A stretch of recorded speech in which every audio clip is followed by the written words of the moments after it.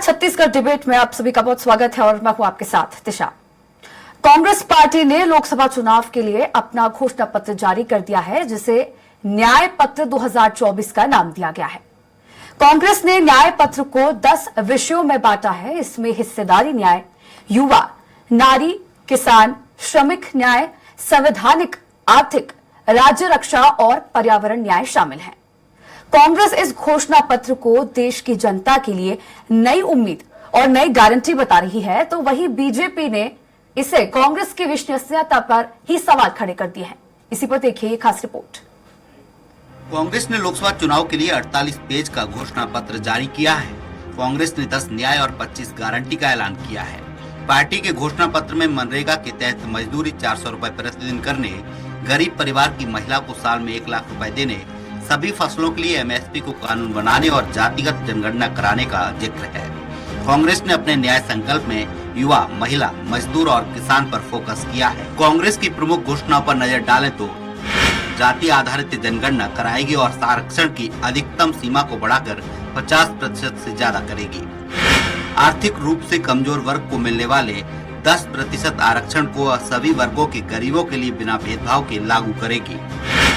नई शिक्षा नीति को लेकर राज्य सरकारों के साथ परामर्श करेगी और इसमें संशोधन करेगी। पिछले 10 वर्षों में हुए भ्रष्टाचार के मामलों की जांच कराई जाएगी। युवा न्याय के तहत जिन 5 गारंटी की बात की है, उनमें 30 लाख सरकारी नौकरियां देने और युवाओं को 1 साल के लिए प्रशिक्षुता कार्यक्रम के तहत 1 लाख रुपए देने का वादा शामिल है। पार्टी ने हिस्सेदारी न्याय के तहत जातिगत जनगणना कराने की गारंटी दी है। किसान न्याय के तहत न्यूनतम समर्थन मूल्य को कानूनी दर्जा, कर्ज माफी, आयोग के गठन तथा जीएसटी मुक्त खेती का वादा किया है। कांग्रेस संचार प्रमुख सुशील आनंद शुक्ला का कहना है कि हमारे घोषणा पत्र में हर वर्ग के लिए कुछ न कुछ है। घोषणा पत्र में कांग्रेस ने 5 न्याय के स्तंभ के साथ साथ 25 गारंटियां दी हैं। जो 5 कांग्रेस के न्याय हैं, इसमें नारी न्याय, किसान न्याय, युवा न्याय, मजदूर न्याय, हिस्सेदारी न्याय। कांग्रेस की घोषणा पत्र में महिलाओं को सालाना 1 लाख रुपए देने के साथ साथ मनरेगा मजदूरों की मजदूरी 200 से बढ़ाकर 400 किए जाने और एमएसपी के लिए कांग्रेस की सरकार बनने के बाद संसद में कानून बनाने का वादा किया गया है। इस घोषणा पत्र में युवाओं को हर साल 30 लाख नौकरी देने के साथ साथ 5,000 करोड़ रुपए का क्लस्टर के हिसाब से एक नई बजट बनाने की घोषणा की गई है। इस घोषणा पत्र से देश के लोगों में एक नई न्याय की आशा जगी है। कांग्रेस का घोषणा पत्र इस देश के आर्थिक विकास के लिए, सामाजिक विकास के लिए क्रांतिकारी कदम साबित होगा। वहीं कांग्रेस की घोषणा पत्र को लेकर मुख्यमंत्री विष्णुदेव साय ने तंज कसते हुए कहा कि आपको लगता है कि कांग्रेस की सरकार बनेगी, न नौमन तेल होगा न राधा नाचेगी। आपको लगता है कि कांग्रेस की सरकार बनेगी? तो क्यों बोलते हैं ना नौमन तेल होगा ना राधा नाचेगी? अब वो कुछ भी कर ले। 2018 के विधानसभा चुनाव में 36 वादा किए थे जन घोषणा पत्र में। 5 साल उनको शासन चलाने का अवसर मिला, एक भी काम पूरा किए नहीं किए। बहरहाल कांग्रेस ने अपने न्याय संकल्प 2024 में विभिन्न गारंटियों के माध्यम से देश के हर वर्ग को साधने का प्रयास किया है। हालांकि भाजपा कांग्रेस की सरकार बनने को लेकर सवाल खड़े कर रही है। अब देखना होगा कि कांग्रेस की न्याय और गारंटियों पर जनता कितना एतवार करती है। स्वराज एक्सप्रेस के लिए रायपुर से दिलीप साहू की रिपोर्ट। अब इसी पर और भी ज्यादा चर्चा करने के लिए मेरे साथ मौजूद है बीजेपी प्रवक्ता राजीव चक्रवर्ती, कांग्रेस प्रवक्ता अमित श्रीवास्तव और राजनीतिक विश्लेषक डॉक्टर लखन चौधरी। आप तीनों मेहमानों का स्वराज एक्सप्रेस में बहुत बहुत स्वागत है।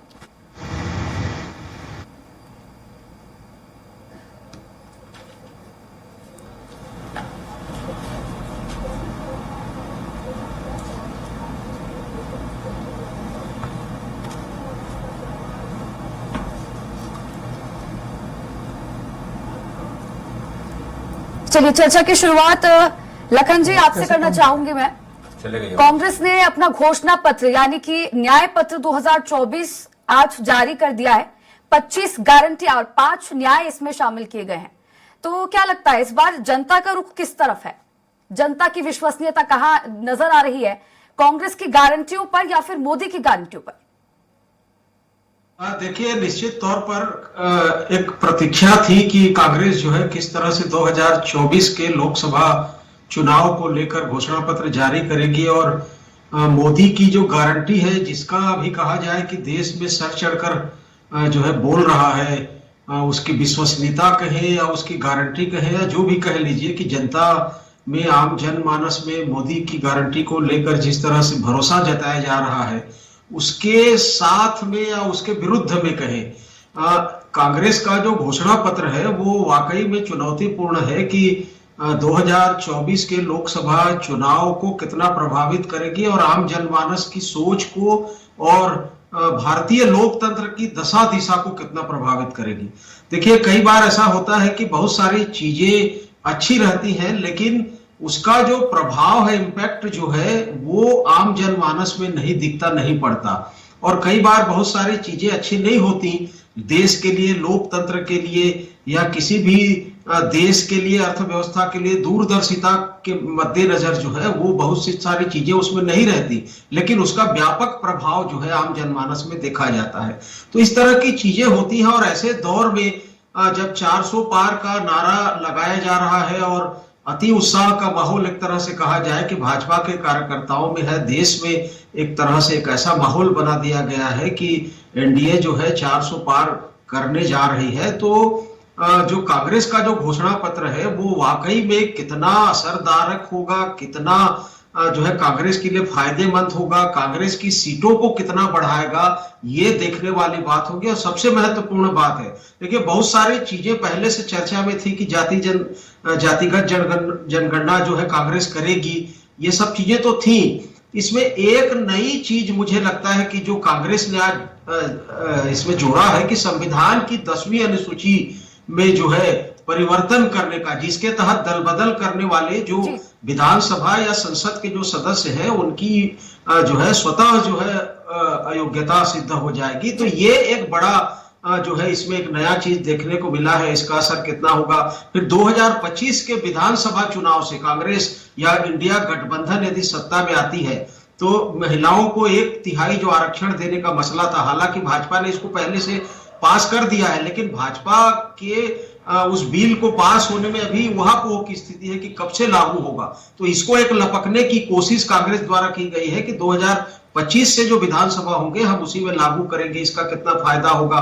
तो बहुत सारी चीजें हैं। मनरेगा में 400 रुपए जो बढ़ाने की बात कही गई है वो भी एक अच्छा स्वागत योग्य कदम है। और आर्थिक और सामाजिक रूप से पिछड़े वर्गों के लिए जो जातिगत जनगणना है, जो इस समय लगता है बहुत सारे लोगों का कहना है कि ये जरूरी है, क्योंकि देश की जो स्थितियां, परिस्थितियां, जनसंख्या, तमाम चीजों में भारी बदलाव आया है और आजादी के 75 साल में देश जो है भारी उहापोह के दौर से, परिवर्तन के दौर से गुजर रहा है। तो ये भी एक जरूरी कदम है, ऐसा माना जाता है। हालांकि देखिए, कांग्रेस के भीतर ही जातिगत जनगणना को लेकर एक तबका है जो इसका विरोध करता है। जो कुछ सीनियर लीडर्स हैं वो कह चुके हैं कि कांग्रेस को इसमें नहीं पड़ना चाहिए। तो ये भी देखना होगा कि इसका कितना असर पड़ेगा।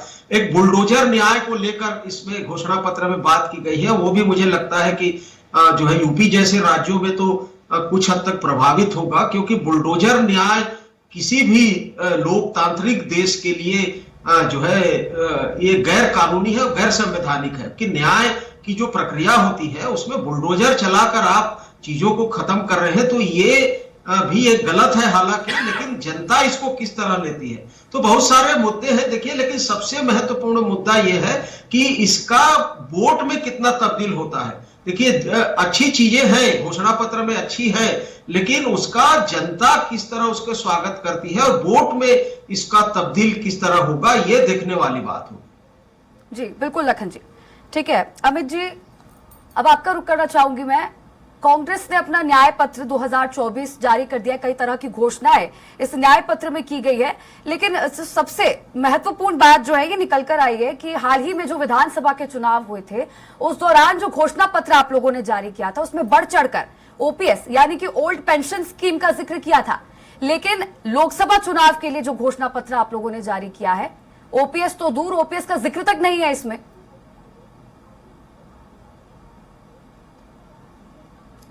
तीशा जी, देखिए, सबसे पहले तो मैं आपको बताना चाहूंगा कि जिस प्रकार से आज जो हमारा घोषणा पत्र जारी हुआ है, निश्चित तौर पे ये कश्मीर से कन्याकुमारी तक और मणिपुर से महाराष्ट्र तक की जो 2 यात्राएं निकली थी, हमारे नेताओं ने जो यात्रा निकाली थी और जिसमें जन सैलाब उमड़ा था और लोगों की आकांक्षाओं का दस्तावेज है। जनता ने हमें बताया है और हमने उसे लिपिबद्ध किया है, हमने उसे लिखा है। तो मैं आपको बता दूं कि आज जिस प्रकार से तीशा जी हमने देखा है कि आज इस देश को निर्णायक समय का दौर चल रहा है और जिस प्रकार से यहां पर बैठी हुई केंद्र में बैठी हुई सरकार और वहां पर बैठे हुए उनके शासक जिस प्रकार से कई सारी परिभाषाओं को बदलने का प्रयास कर रहे हैं, अब ये देश निर्णायक मोड़ पे आ गया है और अब इस देश की जनता को तय करना है कि जिस प्रकार से देश को जोड़ने वालों के साथ चलना है कि देश को तोड़ने वालों के साथ चलना है, भय के साथ चलना है या भ्रम के साथ चलना है। तो सारी चीजें मैं आपको कहना चाहता हूं कि आज जो हमने न्याय पत्र युवाओं के लिए लाया है, हमने अपने न्याय महिलाओं मातृशक्ति के लिए लाया है, न्याय हमने युवाओं के लिए लाया है और हम किसान भाइयों के लिए हमने न्याय लाया है। इस देश को जिस देश की पहचान है, जिस प्रकार से मैंने कहा कि ये पूरे सब लोगों की आकांक्षाओं का दस्तावेज है, जो लोग चाहते थे उनकी जन आकांक्षाओं का ये घोषणा पत्र है, उनकी मांगों का ये पत्र है। और मैं आपको बता दूं कि जिस प्रकार से हमारी सरकार आने के बाद हमने हिमाचल प्रदेश में चाहे तेलंगाना में जो हमने कहा था हमने उसे पूरा किया।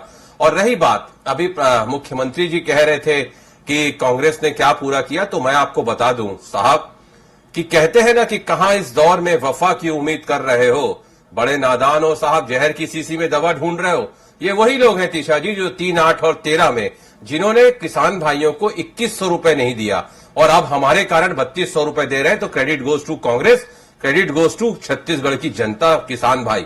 और आज जिस प्रकार से अब मैं कहना चाहता हूं, यह विधानसभा चुनाव था, अब यह लोकसभा चुनाव है, तो वो जो यहां पर 3200 रुपए दे रहे हैं, जहां जहां इनकी सरकार है, पूरे देश में लगभग 18 से ज्यादा राज्यों में इनकी सरकार है, तो किसान भाइयों को क्यों वंचित रखें। मैं एक और बात आपके माध्यम से कहना चाहता हूं कि कथनी और करनी में कितना इनका डिफरेंस है। देखिए, सवाल का जवाब नहीं दे पा रहे। मेरा सवाल ये था, मैं आ रहा था, मैं उसी में आ रहा, जारी किया उसमें ओपीएस का जिक्र नहीं है। देखिए, मैंने कहा ना आपको, आज जो घोषणा पत्र आया है, देखिए पहले हमारी 5 गारंटी आई, उसके बाद आज घोषणा पत्र आया है। अभी आप देखिए कि जिस प्रकार से हमारे इंडिया गठबंधन का घोषणा पत्र आएगा, उसमें वो पूरे पॉइंट सम्मिलित रहेंगे, बिल्कुल घबराने की जरूरत नहीं है। और जिस प्रकार से मैंने कहा ना कि हमने जो यात्राएं निकाली थी जनता की आकांक्षाओं के अनुरूप ये घोषणा पत्र है, ये जनता का, मैंने जैसा आपको कहा ना कि ये न्याय पत्र देश की आवाज है और उसी प्रकार से ये आकांक्षाओं का दस्तावेज है जिसे जनता के द्वारा ही सेलेक्ट किया गया और हमारे द्वारा लिपिबद्ध किया गया। चलिए ठीक है अमित जी, हालांकि जवाब मुझे अभी भी नहीं मिला। आपकी वॉइस कट रही है, लागू करने का जिक्र अभी भी आपने नहीं किया है, बाकी ठीक है।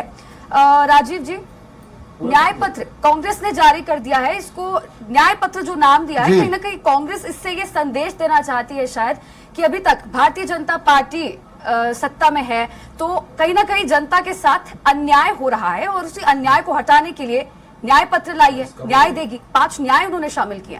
कैसे देखते हैं आप इसे?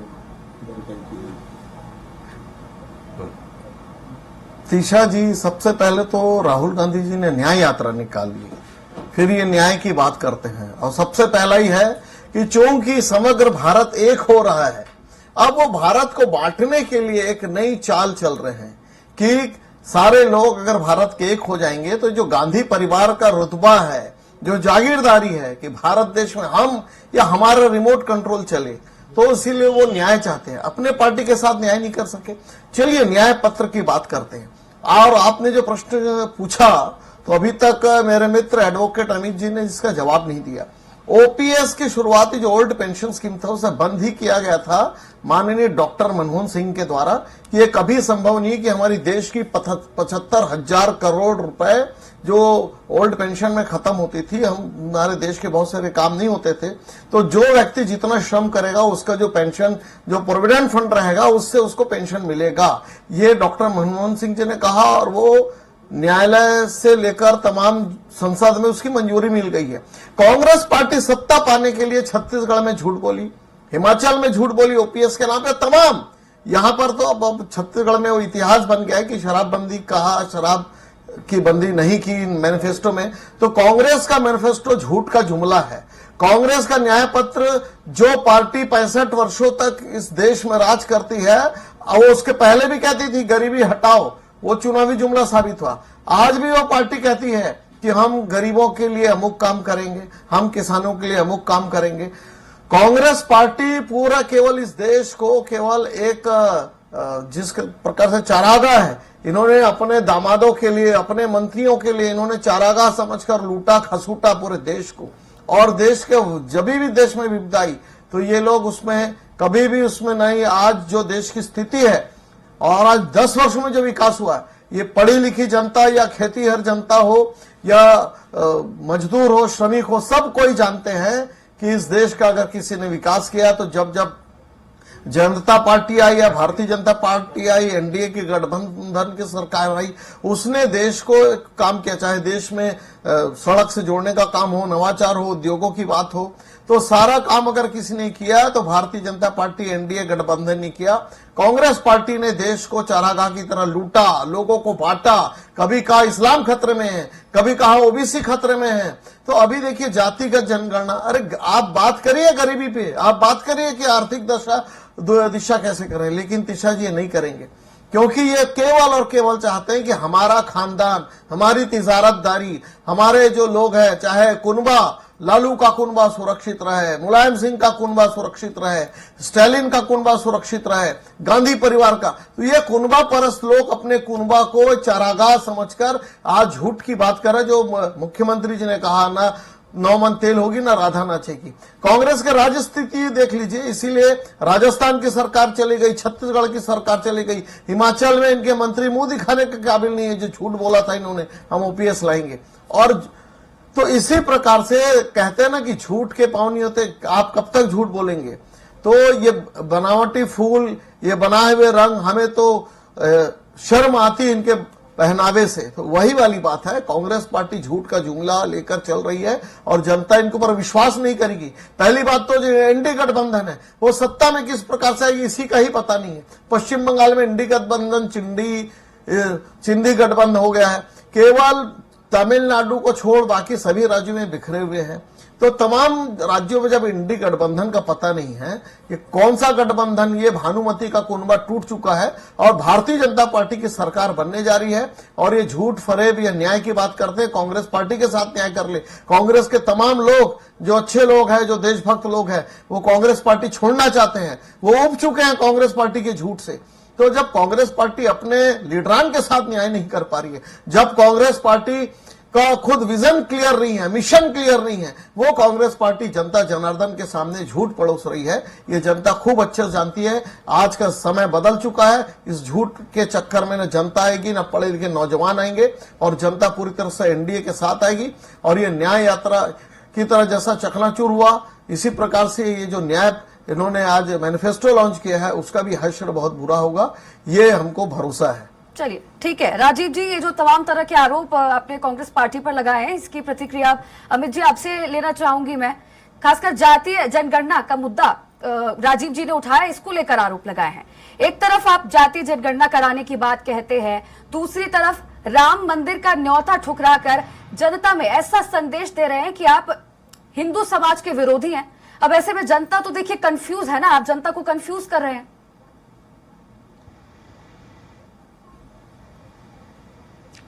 देखिए, सबसे पहले तो मैं आपको बता दूं कि लोकतंत्र की जीत में ही इंडिया की जीत है। और जिस प्रकार से मेरे अभी काबिल मित्र कह रहे थे, मैं आपको बता दूं कि लगातार चाहे महाराष्ट्र हो, महाराष्ट्र से आसाम से लेकर महाराष्ट्र तक, जिस प्रकार से अब सब जो खुद ही ये कहते थे कलंकित नेता, उन भ्रष्टाचारी नेताओं को अपनी पार्टी में ला रहे हैं रेड कारपेट बिछा के। और उसके बाद जिस प्रकार से मैंने कहा ना कि आईडी ईडी जैसी संस्थाओं का मिसयूज करना, और कहते ना आईटी सीबीआई भाजपा के 3 जमाई, तो उनका जिस प्रकार से मिसयूज करके भाजपा अब भ्रष्टाचारियों का अड्डा बन चुकी है। और अब लोग कह रहे तीशा जी कि जिस प्रकार मोदी मतलब सिर्फ भ्रष्टाचारियों की सुरक्षा की गारंटी। और रही बात, मैं आपको पूर्व में आपने एक प्रश्न किया था ओपीएस से संबंधित, शायद आप समझ नहीं पाई थी। मैंने कहा ये कांग्रेस का घोषणा पत्र आया है और अभी जब इंडिया का गठबंधन आएगा, घोषणा पत्र आएगा, तो सारी चीजें उसमें क्रिस्टल क्लियर होंगी। लेकिन आपने कहा कि आप शायद समझ नहीं पाए। अमित जी, लेकिन वादा तो कांग्रेस करती है ना ओपीएस लागू करने का। इंडिया गठबंधन ने तो कभी नहीं किया। कांग्रेस व्यक्तिगत तौर पर वादा करती है कि ओपीएस लागू होगा, तो ये कांग्रेस के मैनिफेस्टो से ही इसकी उम्मीद की जाएगी ना। आप इंडिया गठबंधन पर कैसे थोप सकते हैं इसे? देखिए, आपने बिल्कुल कहा, सबसे बड़ी दिक्कत यही है कि प्रश्न हमसे किया जाता है, सरकार में भाजपा है। लेकिन मैं फिर आपके माध्यम से कह देता हूं, हम कांग्रेस पार्टी के लोग हैं, हम किसी भी सवालों से भागने वाले नहीं हैं। मैंने कहा ओल्ड पेंशन स्कीम के हमेशा हम समर्थक रहे और हमने पहले भी कहा है कि हम उसे लागू करेंगे। हमने कहा है तो हम करेंगे निश्चित तौर पे। लेकिन आज जो घोषणा पत्र आया है उसमें मैंने कहा ना, देश की जनता की आवाज है, उसका दस्तावेज है। और एक चीज मैं आपको और कह दूं, जिस प्रकार मेरे काबिल मित्र अभी कह रहे थे, मैं आपको बता दूं, आज देश की जनता परिवर्तन चाह रही है। और जिस प्रकार से इन्होंने जितने भी वादे किए थे, आप देख लीजिए, महंगाई का, लोगों की बढ़ती हुई महंगाई और घटती हुई कमाई पे ये बात नहीं करते, रोजगार पे ये बात नहीं करते। जितने भी वादे इन्होंने किए थे त्रिशा जी, उन्होंने आज तक कहां फुलफिल किए? इधर उधर की बात करना, जिनको पहले भ्रष्टाचारी कहना, बाद में अपनी पार्टी में ले आना। और दूसरी बात, लेवल प्लेइंग फील्ड तक हमको नहीं दे रहे हैं। जिस प्रकार से हमारे अकाउंट सीज कर दिए गए, वर्तमान सीएम को क्या बोलते, चाहे झारखंड हो चाहे दिल्ली हो, जिस प्रकार से उनको जेलों में डालने का काम किया जा रहा है। अगर आप इतना अच्छा काम किए हैं, आपको लगता है आप 400 सीट जीत रहे हैं, तो लेवल प्लेइंग फील्ड दीजिए ना। जनता जनार्दन होती है, जनता डिसाइड कर लेगी कि हमारे मुद्दे पसंद है जनता को, कि आपके मुद्दे पसंद है। लेकिन एक्चुअल स्थिति यह है कि अंदर से घबराए हुए हैं, डरे हुए हैं, भयभीत है। जो आ रहा है इनकी पार्टी में उसको ले रहे हैं। ये बताता है कि इनकी 400 नहीं 180 से ज्यादा सीट नहीं आने वाली। राजीव जी, अब इसी पर आपकी प्रतिक्रिया चाहूंगी मैं। इन्होंने कहा कि जो आ रहा है उसको आप अपनी पार्टी में शामिल कर रहे हैं। हालांकि कांग्रेस ये भी बयान देती आई है कि कांग्रेस पार्टी के नेता जो कांग्रेस छोड़ रहे हैं, भारतीय जनता पार्टी में शामिल हो रहे हैं, आप तो कांग्रेस पार्टी का कचरा साफ कर रहे हैं। इस पर क्या कहेंगे आप? सॉरी, मैं किसी ने ऐसा नहीं कहा। और अगर कांग्रेस के कार्यकर्ताओं को कोई कचरा कहता है तो मैं उस बात से बिल्कुल कांग्रेस पार्टी के लीडर का है। देखिए, ये कहा गया है, ये कांग्रेस नेता द्वारा ही कहा गया है। शायद आपको इसकी जानकारी नहीं हमारे होगी, लेकिन कांग्रेस नेता हमारे कार्यकर्ता नहीं, सॉरी, मैं आपकी इस बात से इत्तेफाक, आई एम सॉरी। नहीं, कांग्रेस के लीडरों ने कहा, अब आप चिल्लाएंगे तो क्या मतलब कि भारतीय जनता पार्टी कांग्रेस का कचरा साफ कर रही है। देखिए, मैं आपको बता, पटवारी का ही बयान है। Amit ji, Tisa ji, just give me 5 second. Amit ji, Rajiv ji अपनी प्रतिक्रिया दे रहे थे। राजीव जी अपनी प्रतिक्रिया, हमारे कार्यकर्ता कर लेने दे। चलिए, बोलिए आप। जी, जीतू पटवारी जी ने कहा, राहुल गांधी जी ने भी कहा कि जो जाना चाहता है जाए, मुझे कोई परवाह नहीं है, मैं तो युवराज हूं। ये इनके प्रकरण बहुत सारी बात नहीं, सुन लीजिए। अब अगर कोई जाता है, अब देखिए बहुत सारे लीडर्स ऐसे हैं। गौरव वल्लभ जी ने कहा कि राम मंदिर बना 650 वर्षों के बाद, यदि हमारी इच्छा थी कि हम रामलला के दर्शन करते, पार्टी ने गाइडलाइन दिया कि रामलला के दर्शन के लिए कोई नहीं जाएगा, जो जाए तो व्यक्तिगत रूप से जाए, कांग्रेस के नेता की तौर पर नहीं जाए। सनातन को एड्स, कैंसर की उपमा देने के नाम पर आज तक कांग्रेस पार्टी के मुंह में दही जमा हुआ है। तो कांग्रेस पार्टी के लोग जब वोट मांगने जाते हैं, राष्ट्रवादी जो कांग्रेसी बंधु है, मेरे अमित श्रीवास्तव जैसे मेरे मित्र, मेरे प्रखर मित्र, तब वो जब जाते हैं चौक चौराहा पर जन जन के बीच में, तब जनता पूछती, भैया 65 वर्षों तक तो रामलला को लाए नहीं, राम का विरोध करते रहे, सनातन को इतना गंदी भाषा में बात किए, तब आपने कहा क्यों नहीं? तो वो सारे बंधु आ रहे हैं भाई। जो जन नेता, जो जन जन के बीच में जाते हैं, वो किस बात को लेकर जाए जनता के बीच में? चाहे ओपीपीआई हो, जातिगत जनगणना की बात हो, कांग्रेस पार्टी की कलाई खुल गई है 65 वर्षों तक देश को झूठ बोलने के लिए। हम गरीबी हटाएंगे, कांग्रेस की गरीबी हट गई। और भाई साहब, आप कह रहे थे ना कि समय के अभाव के चलते आप दोनों से ज्यादा चर्चा नहीं कर पाऊंगी। मैं आखिरी सवाल मेरा होगा लखन जी आपसे, कांग्रेस ने जो ये न्याय पत्र जारी किया है, तमाम तरह की घोषणाएं की है, बेहद चुनौतीपूर्ण है, जैसा कि आप ही ने कहा था, तो क्या लगता है भारतीय जनता पार्टी के लिए लोकसभा चुनाव से पहले कितनी बड़ी चुनौती है और कितनी सफलता कांग्रेस को इससे मिलती नजर आ रही है?